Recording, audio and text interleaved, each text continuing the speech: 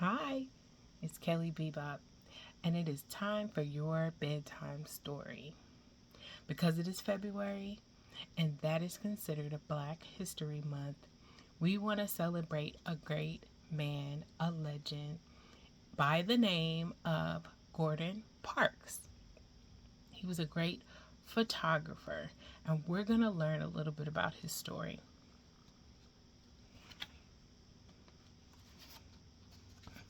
The youngest of 15, Parks arrives stillborn and is nearly left for dead until a dip in ice water shocks his tiny heart to beat. The baby is named for the man who saved his life, Dr. Gordon. When young Gordon crosses the prairie on horseback, nothing seems to be beyond his reach. But his white teacher tells her all black class, "You'll all end up porters and waiters." What did she know? After Gordon loses his mother at age 15, he moves in with his sister in Minnesota. Soon on his own, Gordon works odd jobs: busboy, piano player, and finally, porter and waiter. 25 years old and all but broke, when a magazine spread about migrant farm workers inspires him to buy a used camera. That $7.50 is the best money he will ever spend. In 1 month, he teaches himself enough for an exhibit at a camera store. Soon he is shooting fashion and portraits. One model tells him to take his camera to the big city. In Chicago, Gordon, Gordon's shots of struggling families on the South Side win him a chance to be a government photographer. He leaves the Midwest and turns his camera on Washington. Gordon wonders, what should I shoot? Search for a subject, says his boss. In the nation's capital, he passes the White House and the Supreme Court. In the shadow of the Capitol, he sees black families living in alley dwellings. He can see that blacks have it harder than whites. He passes statues, monuments, and memorials to mighty heroes.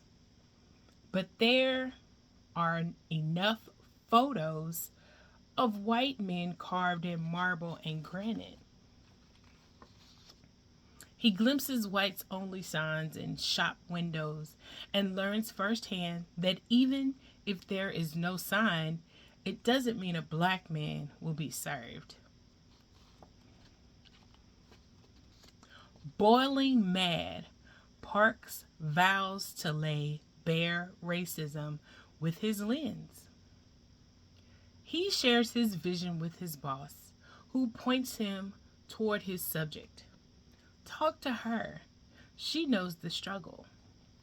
She is Ella Watson, a cleaning lady in the building where Parks works. She supports her grandchildren on just over $1,000 a year. The photographer follows her for weeks, home, church, and to work at 4 in the afternoon. After a long day, she studies the Bible with her family. Gordon takes pictures of her grandchildren too, dressing, eating, reading, playing, not yet knowing the racism that they will surely face. Over his long career, Gordon's photos will run in Vogue and Life magazines, their first black photographer. He will write novels, make movies, compose music and poetry, and be hailed a Renaissance man. But Gordon's most famous shots will be American Gothic. In the newspaper, the photo exposed to the nation the unfairness of segregation. Standing before the flag of freedom, the cleaning lady, Ella Watson, holds the tools of her trade and the hopes of her grandchildren.